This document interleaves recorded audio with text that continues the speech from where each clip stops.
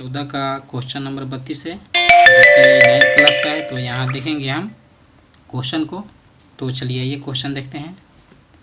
तो हमें क्वेश्चन बनाना है 32 नंबर, जो कि दिया है 32 क्वेश्चन। एक हॉल 20 मीटर लंबी, यानी कि हॉल की जो लंबाई है 20 मीटर। ध्यान दीजिएगा, हॉल की लंबाई 20 मीटर और चौड़ाई है 16 मीटर, यानी कि लंबाई और चौड़ाई हमें दिया है यहाँ पर, जो कि लंबाई 20 मीटर और चौड़ाई 16 मीटर। और यदि उनके फर्श और छत के क्षेत्रफलों, यानी कि उनके जो फर्श है नीचे वाला फर्श और छत के क्षेत्रफलों का योग चारों दीवारों के क्षेत्रफलों के योग के बराबर हो तो हॉल का आयतन ज्ञात कीजिए। तो यहाँ पे कह रहा है कि फर्श, यानी कि जो नीचे वाला फर्श है और ये छत के क्षेत्रफल हैं, तो ये दोनों का जोड़ेंगे तो ये दीवार के क्षेत्रफल के बराबर हो जाएगा, यानी कि दीवार का क्षेत्रफल और ऊपर और नीचे का क्षेत्रफल। तो यहाँ से पूरे इसका पृष्ठीय क्षेत्रफल मिल जाएगा। और कह रहे हैं कि हॉल का आयतन ज्ञात करें। तो इसका आयतन हम निकाल लेंगे कब, जब लंबाई चौड़ाई और ऊंचाई को प्राप्त करेंगे। तो जो कि इसमें दिया है, लंबाई दिया है, चौड़ाई दिया है। तो चलिए हम लंबाई चौड़ाई को लिख लेते हैं क्वेश्चन में जो दिया है सबसे पहले। तो हमारा क्वेश्चन में दिया था लंबाई, तो लंबाई दिया था हमारा 20 मीटर, जो कि हमने अभी बताया था आपको। और चौड़ाई कितना दिया है, तो चौड़ाई दिया है 16 मीटर दिया था ना। लंबाई 20 मीटर और चौड़ाई कितना दिया था, 16 मीटर।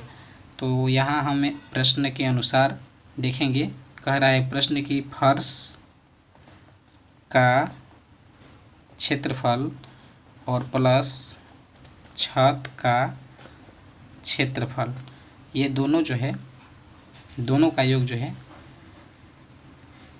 फर्श का क्षेत्रफल और छत का क्षेत्रफल, ये दोनों मतलब कि क्षेत्रफल में बराबर हैं। तो ये इसका भी क्षेत्रफल हो जाएगा लंबाई गुना चौड़ाई, और इसका भी क्षेत्रफल हो जाएगा लंबाई गुना चौड़ाई, और ये है जोड़। तो इस तरीके से हम इनके मान रख करके इसका मतलब ज्ञात करेंगे इसे। तो लंबाई दिया है 20 गुना 16 और प्लस ये हो जाएगा, जो भी लिखिए चौड़ाई गुना लंबाई चाहिए, लंबाई गुने चौड़ाई। तो ये भी हो जाएगा हमारा 20 गुना 16। तो जब इससे गुना करेंगे तो 16 दूनी 32, 320, और ये भी हो जाएगा 320। तो ये हमारा जोड़ेंगे 320 320, तो ये हो जाएगा 640 मीटर स्क्वायर, क्योंकि क्षेत्रफल है तो क्षेत्रफल मीटर स्क्वायर होता है। तो ये हो गया 640। तो आप क्वेश्चन में देख सकते हैं कि लंबाई 20 दिया है और चौड़ाई 16 दिया है, जो कि हमने लिखा है लंबाई 20 और चौड़ाई 16। और कह रहा है कि फर्श और छत के क्षेत्रफलों का योग जो है, यानी कि फर्श का क्षेत्रफल और छत का क्षेत्रफल का योग। तो क्षेत्रफल लंबाई गुना चौड़ाई, लंबाई गुना चौड़ाई होता है। तो यहाँ से ये लंबाई और चौड़ाई दिया था, लंबाई गुना चौड़ाई, और ये लंबाई गुना चौड़ाई। तो यहाँ से ये 320 320 640 हो गया। अब आगे देखेंगे, तो आगे कह रहा है कि चारों दीवारों का क्षेत्रफल योग के बराबर है। तो हम पहले जो देखेंगे दीवारों के क्षेत्रफल के लिए फार्मूला होता है, चलिए देखते हैं। तो यहाँ से लिखेंगे हम चारों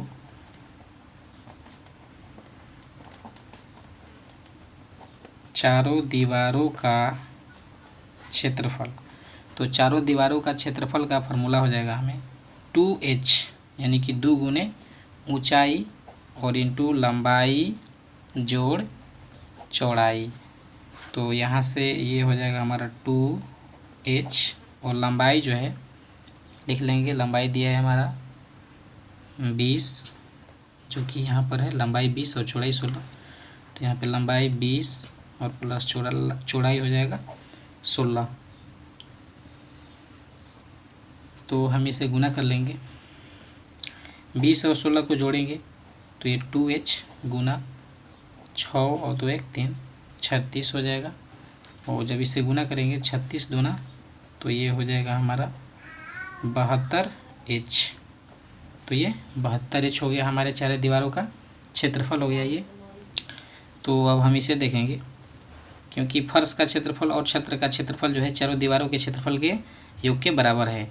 तो ये फर्श का क्षेत्रफल और छत का क्षेत्रफल का योग दिया है 640। तो लिख लेंगे हम यहाँ पे 640 और बराबर हो जाएगा चारों दीवारों का क्षेत्रफल। तो ये हो जाएगा 72h, क्योंकि हमें क्वेश्चन में दिया था कि चलिए लिखिए, मतलब फर्श का क्षेत्रफल, फर्श और प्लस छत का क्षेत्रफल बराबर चारों दीवारों का क्षेत्रफल। चलिए दिखा देते हैं क्वेश्चन में। फर्श का क्षेत्रफल और छत का क्षेत्रफल 640 आया है और चारों दीवारों का क्षेत्रफल ये आया है। तो यहाँ पे कह रही है कि दोनों क्या है, बराबर है। तो आइए देखते हैं क्वेश्चन में। तो यहाँ पे देखिए फर्श और छत का क्षेत्रफलों का योग जो है, जो कि ये फर्श और छत के क्षेत्रफलों का योग और चारों दीवारों के योग के बराबर है। तो चारों दीवारों के क्षेत्रफल के बराबर है। तो यहाँ से अब इसकी जो है हाइट निकाल लेंगे। तो ये देखिए यहाँ पर 640 है और 72 और एच गुना में है। तो जब 72 को इस साइड भेजेंगे तो ये भाग में आ जाएगा और इसे क्या करेंगे, हम कटा देंगे। तो जब हम इसे कटाएंगे तो देखिए क्या होता है। तो ये हो जाएगा 9 8 है 72 और 8 8 है 64, यानी कि एच का मान हो गया 80/9 मीटर। 80/9 मीटर। तो ये हमारा एच दिया है 80/9 मीटर और लंबाई और चौड़ाई हमने निकाला था, देख लेते हैं यहाँ पर। तो लंबाई 20 है और चौड़ाई 16 है। तो यहाँ पे लंबाई 20 और चौड़ाई 16। तो हम इसका आयतन निकाल लेंगे। तो आयतन हम निकालेंगे, लिखेंगे हॉल का आयतन बराबर हो जाएगा लंबाई गुने चौड़ाई गुने ऊंचाई। तो लंबाई दिया है हमारा 20 मीटर गुने चौड़ाई कितना दिया है 16 मीटर गुने ऊंचाई दिया है 80/9।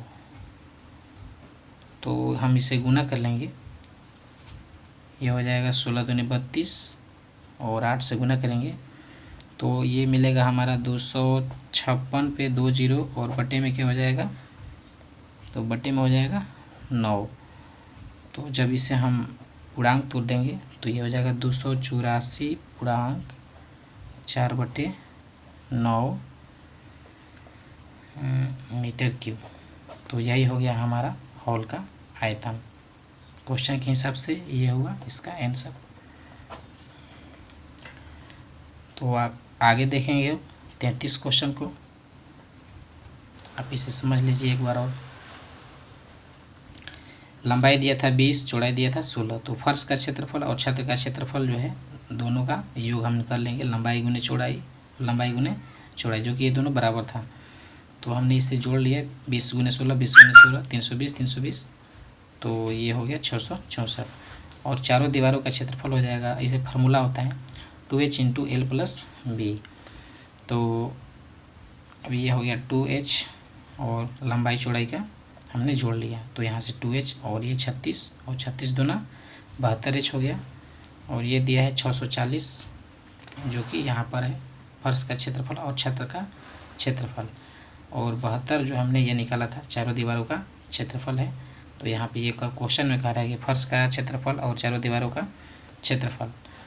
तो ये हो गया 640 और ये जो भाग में आया गुना में है तो कटाया हमने, तो इसे 80/9 यानी कि एच का मान मिल गया हमारा 80/9।